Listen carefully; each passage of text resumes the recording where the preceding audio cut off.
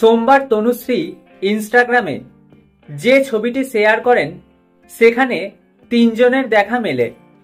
তনুশ্রীর পরনে ছিল পাড়ে নীল কলকা করা লেমন গ্রিন রঙের শাড়ি ও নীল স্লিভলেস ব্লাউজ।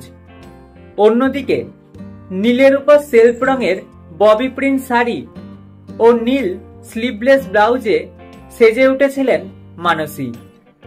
অরিজিতার পরনে ছিল সরু লাল পাড় শাড়ি ও লাল ব্লাউজ। হালকা সাজে তিনজনকেই বেশ মিষ্টি দেখাচ্ছিল। তাদের মুখে লেগেছিল একরাশ আনন্দ, উত্তেজনা আর গাল ভরা হাসি। তাদের ব্যাকগ্রাউন্ডেই আবঝাভাবে দিদি নম্বর 1 এর পোস্টার দেখা যাচ্ছিল।